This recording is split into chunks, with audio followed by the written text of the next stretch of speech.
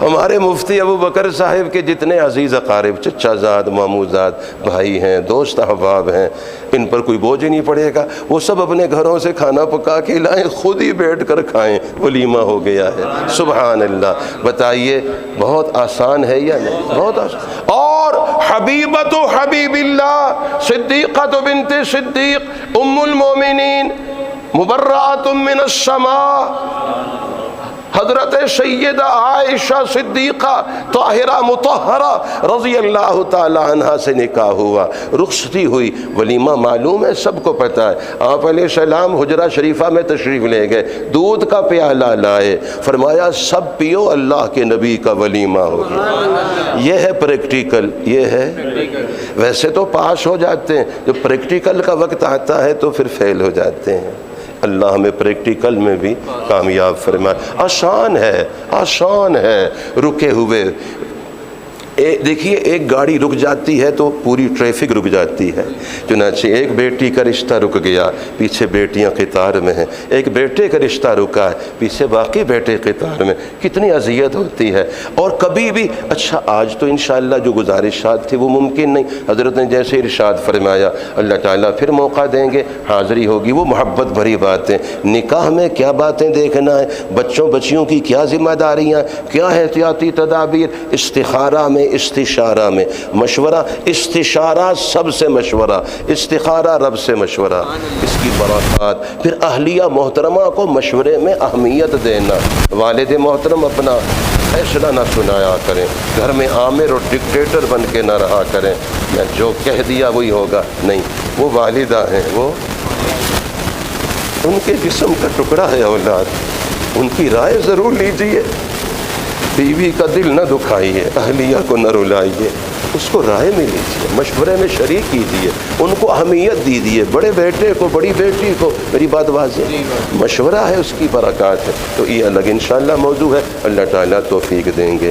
ابھی صرف یہ گزارش کرتا ہوں، آپ سے ایک بات پوچھتا ہوں، احتیاطی تدابیر، حفاظتی تدابیر، مجھے آپ ارشاد فرمائیے، کبھی ایسا ہوتا ہے یہ 3 بیٹیاں ہیں مثلاً، یہ بڑی بیٹی کا رشتہ ابھی نہیں آ رہا ہے، اس سے درمیانی کا رشتہ آ گیا، اور ہم اس وقت رک جاتے ہیں کہ نہیں رشتہ ہے، مناسب ہے، ٹھیک ہے، موافقت ہے، مگر جب تک بڑی کا نہیں ہوگا اس وقت تک یہ تاریخ طے نہیں، یہ غلط بات ہے۔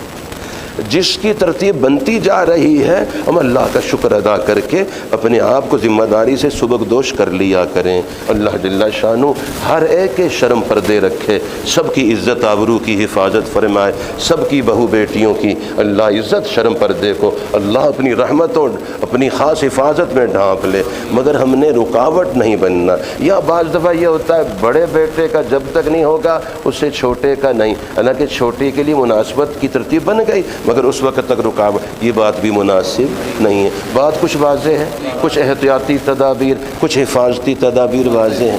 اچھا ایک خوشخبری بھی ہے، نکاح کی مجلس یہ قبولیت دعا کی مجلس ہے، قبولیت اس وقت قبولیت دعا کا موقع، اور نکاح رسم نہیں عبادت، نکاح رسم نہیں عبادت۔ مسلمان رسومات والے نہیں عبادات والے ہیں، رسومات والے نہیں عبادات والے ہیں۔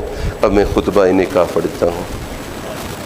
الحمدللہ الحمدللہ الذی ہدانا لہذا وما كنا لنهتدی لولا ان ہدانا اللہ لقد جاءت رسل ربنا بالحق صلوات اللہ وسلامہ علیہم وعلى من تبعهم بإحسان إلى يوم الدين اللهم صل على سيدنا ومولانا محمد في أول كلامنا وصل على سيدنا ومولانا محمد في أوسط كلامنا وصل على سيدنا ومولانا محمد في آخر كلامنا أما بعد فأعوذ بالله من الشيطان الرجيم بسم الله الرحمن الرحيم يا أيها الذين آمنوا اتقوا الله حق تقاته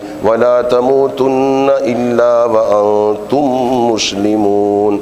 وقال الله تبارك وتعالى يا أيها الناس اتقوا ربكم الذي خلقكم من نفس واحدة وخلق منها زوجها وبث منهما رجالا كثيرا ونساء واتقوا الله الذي تساءلون به والأرحام إن الله كان عليكم رقيبا. وقال الله تبارك وتعالى يا أيها الذين آمنوا اتقوا الله وقولوا قولا سديدا يصلح لكم أعمالكم ويغفر لكم ذنوبكم ومن يطع الله ورسوله فقد فاز فوزا عظيما. وقال النبي صلى الله تعالى عليه وسلم يا معشر الشباب من استطاع منكم الباءة فليتزوج فإنه أغض للبصر وأحسن للفرج ومن لم يستطع فعليه بالصوم فإنه له وجاء. وقال النبي صلى الله تعالى عليه وسلم إن أعظم النكاح بركة أيسره مؤونة.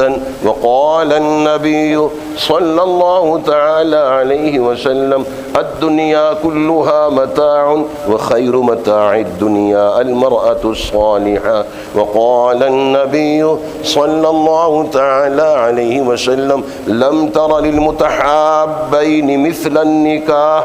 وقال النبي صلى الله تعالى عليه وسلم إذا تزوج العبد فقد استكمل نصف الإيمان فليتق الله في نصف الباقي. وقال النبي صلى الله تعالى عليه وسلم إذا خطب إليكم وفي رواية إذا جاءكم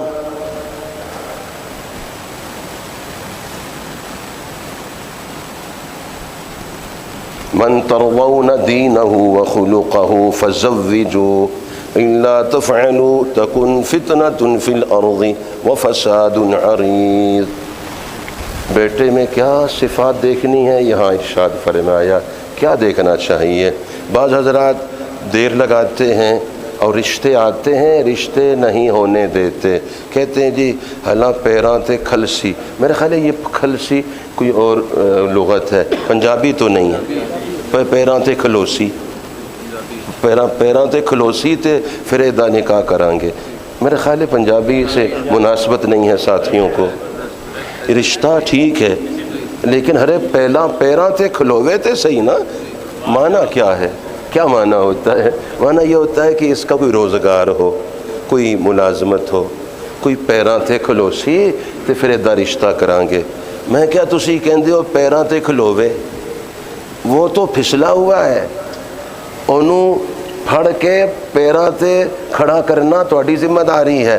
او اوندے منہ میری بات واضح نہیں, چونکہ موبائل نے ان خرافات نے اتنا نقصان پہنچایا ہے. پاؤں پہ کھڑا کیا ہوگا, وہ اوندے منہ گٹر میں گرا ہوا ہے. حلال کا انتظام آپ نہیں کریں گے, بھوک تو لگی ہے, پھر حرام میں دائیں بائیں منہ میں. بات واضح ہے. تو میں نے کہا یہ عجیب آدمی ہے, پیراں تے کھلوسی, تسی کھلوسی کا انتظار کرتے ہو, وہ تو اوندے منہ روزانہ. بات واضح ہے. اب اس کو کھڑا کرنا ہے اور اس کو سہارا دینا ہے. لہٰذا یہ کوئی معیار نہیں جو ہم نے قائم کیا, یہ ہے جو آپ علیہ السلام نے فرمایا. جب آپ کے پاس بیٹے کی لڑکے کی طرف سے آپ کے پاس پیغام آئے آپ کی بیٹی کے لیے اور اس کا دین عمدہ ہو, من ترضون دینہ وخلقہ, اخلاق اچھے ہوں, تو آپ نے دیکھنا اسی کو ہے, معیار اسی کو بنانا ہے اور نکاح کر کے دینا ہے. ایسا نہیں کریں گے زمین پہ فتنے فسادات پیدا ہوں گے. وقال النبی صلی اللہ تعالی علیہ وسلم تنکح المرأة لأربعین لمالها ولجمالها ولحسبها ولدينها فاظفر بذات الدین تربت یداک. یہ بیٹی میں کیا اوصاف دیکھنے چاہیے رشتے میں، یہاں ان کا تذکرہ فرمایا.